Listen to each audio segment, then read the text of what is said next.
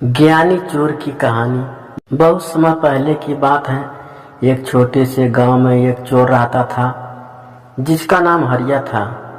हरिया का काम चोरी करना था, लेकिन वह बाकी चोरों से बिल्कुल अलग था। उसकी खासियत यह थी कि वह न केवल चोर था बल्कि एक बहुत बड़ा ज्ञानी भी था। हरिया ने शास्त्रों, पुराणों और उपनिषदों का गहन अध्ययन किया था। वह नीतियों और सिद्धांतों का पालन करता था और उसकी चोरियां अक्सर किसी को नुकसान नहीं पहुंचाती थी। उसकी यही खासियत उसे बाकी चोरों से अलग बनाती थी।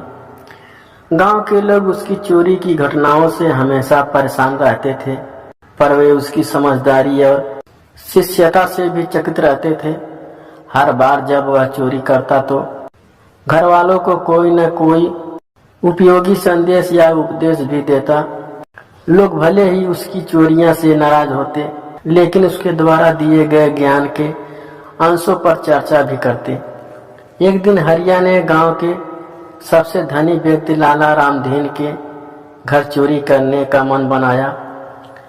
लाला रामदीन के पास बहुत संपत्ति थी और उसका घर सोने चांदी से भरा हुआ था। रात का समय था और पूरा गांव सो रहा था।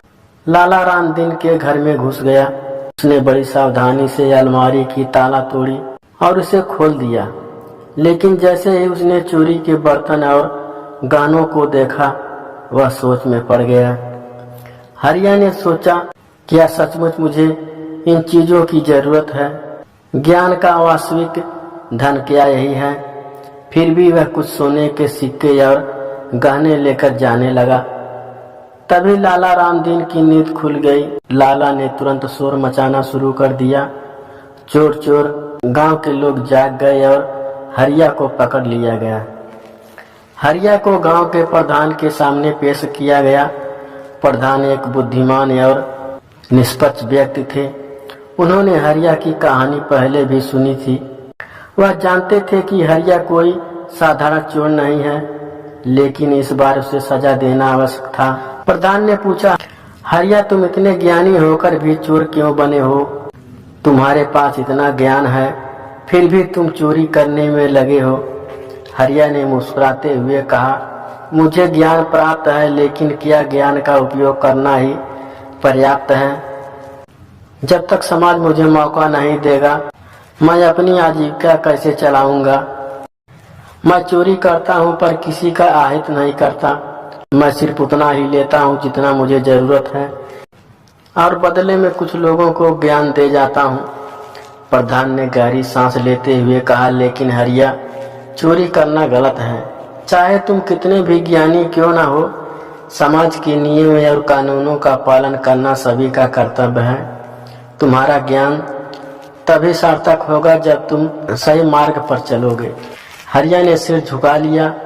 आप सही कह रहे हैं प्रधान जी, लेकिन क्या आप इस समाज में मेरे लिए कोई ऐसा काम सुझा सकते हैं जहां मेरा ज्ञान और मेरी बुद्धि का सही उपयोग हो सके? प्रधान को हरिया की बातों में सच्चाई दिखी।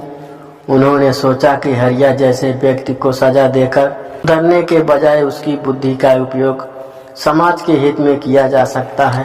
प्रधान ने गांव के सभी लोगों को बुलाया और हरिया की बातों को सभी के सामने रखा। गांव वालों में से एक वृद्ध ने कहा, हरिया में ज्ञान है, लेकिन उसे सही दिशा नहीं मिल पाई।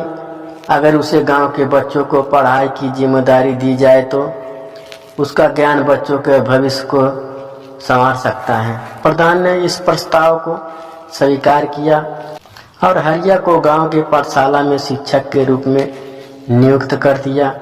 हरिया ने इस प्रस्ताव को स्वीकार किया, लेकिन उसने एक शर्त रखी, मैं बच्चों को सिर्फ शिक्षा नहीं दूंगा, बल्कि उन्हें नैतिकता, ईमानदारी और जीवन के सही मूल्यों के बारे में भी बताऊंगा। गांव के लोग उस बात पर सहमत हो गए। हरिया जब गांव का शिक्षक बन गया, उसने बच्चों को न केवल लिखना पढ़ना सिखाया, बल्कि उन्हें जीवन के विभिन्न पहलुओं से परिचित कराया। वह बच्चों को कहानियां के माध्यम से जीवन के महत्वपूर्ण पाठ सिखाता था। उसकी कहानियां हमेशा नैतिकता, सत्य और ईमानदारी पर आधारित होती थी। धीरे धीरे गांव के लोग भी उसकी बातों में प्रभावित होने लगे। हरिया ने गांव के युवकों को मेहनत और ईमानदारी के महत्व को समझाया। उसने उसे बताया कि सफलता के लिए सही मार्ग का चुनाव कितना आवश्यक है। उसके उपदेश से गांव का माहौल बदलने लगा। चोरी, धोखा, कपट जैसी बुरी आदतों गांव में समाप्त हो गई। हरिया ने अपने अनुभवों के माध्यम से यह समझाया कि केवल ज्ञान होना ही पर्याप्त नहीं है, बल्कि उस ज्ञान का सही समय और स्थान पर उपयोग करना ही सबसे महत्वपूर्ण है। उसने यह भी बताया कि जीवन में सही मार्ग चुनना कितना आवश्यक होता है, चाहे परिस्थितियां कितनी भी कठिन क्यों न हो। हरिया की शिक्षा और उसकी जीवन के बदलाव ने गांव को एक नई दिशा दी। जो गांव कभी चोरी और कपट का शिकार था, वह ईमानदारी और नैतिकता का उदाहरण बन गया। गांव के बच्चे अब सिर्फ अकादमिक ज्ञान नहीं, बल्कि जीवन के सभी पहलुओं में श्रेष्ठ बनने लगे। हरिया ने गांव के लोगों को यह संदेश दिया कि कोई भी व्यक्ति चाहे कितना भी गलत मार्ग पर क्यों न हो, अगर उसे सही दिशा मिल जाए तो वह समाज के लिए एक आदर्श बन सकता है। उसने खुद अपने जीवन में इस बात को सिद्ध किया कि ज्ञान का सही उपयोग ही जीवन का असली उद्देश्य है। हरिया अब एक प्रतिष्ठित व्यक्ति बन चुका था। उसकी शिक्षाएं और उसके जीवन के अनुभवों के गांव को एक नई दिशा दी थी। गांव के लोग अब उसे सम्मान से देखते थे और उसे एक ज्ञानी शिक्षक के रूप में जानते थे, न कि एक चोर के रूप में। हरिया ने इस बात को सिद्ध किया कि जीवन में सुधार का मार्ग हमेशा खुला होता है, बस व्यक्ति को उसे अपनाने का साहस होना चाहिए।